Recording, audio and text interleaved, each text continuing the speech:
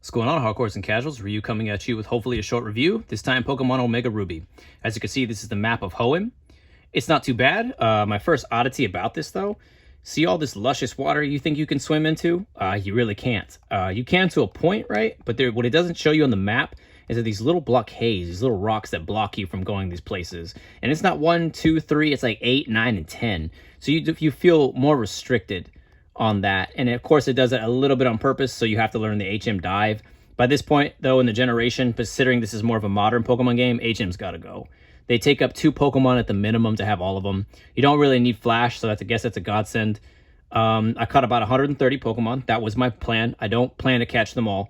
That, to me, it becomes very diminishing returns, and it becomes a boring game, and I want this game to stay fun.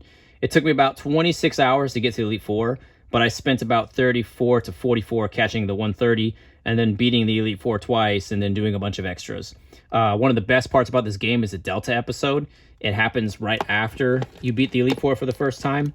And I must say, it was really cool. It felt like I was an anime special.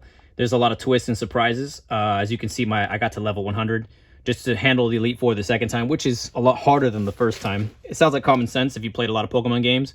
They don't do that nasty algorithm in this game where it's possible not to KO certain Pokemon any given time.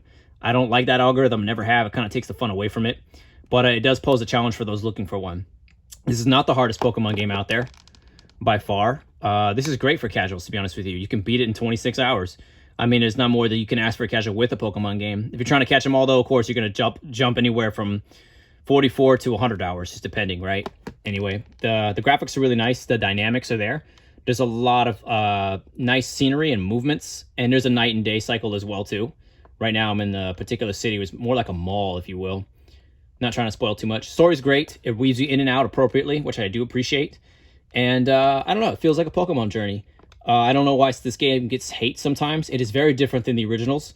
Like I said, the story is more cohesive. You're going to be invested in more of the characters. There is a lot of battles in this game.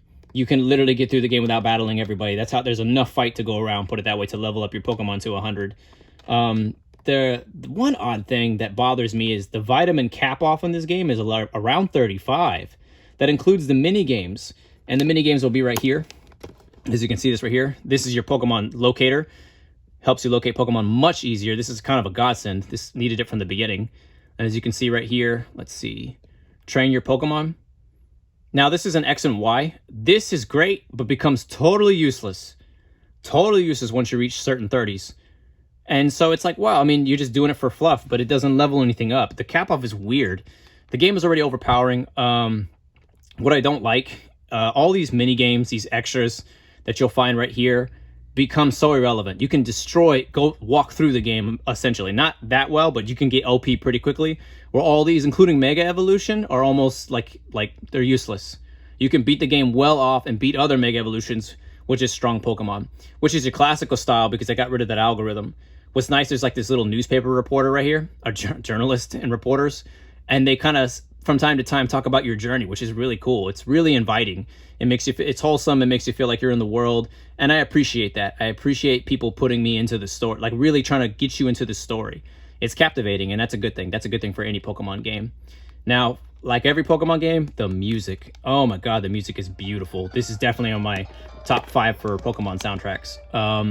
It did one thing no other Pokemon game could do, including Scarlet and Violet, and that's make the Pokemon Center theme actually bearable.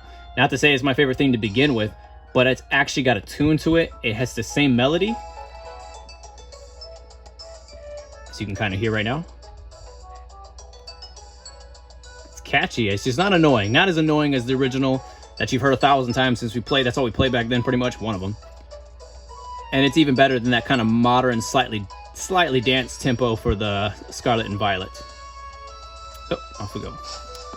Again, I don't want to show too much. I don't want to spoil it. But, yeah, this is a great game. I do recommend it for any Pokemon lover. For casuals, this is a really good game. You're going to feel like you've triumphed on something. If you're not trying to catch them all, this is a great story, especially that Delta episode. That finale was a little bit of a twist, which I liked, and very surprising.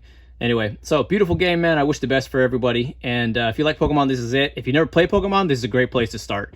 And, yeah, y'all take care. Be safe, all right?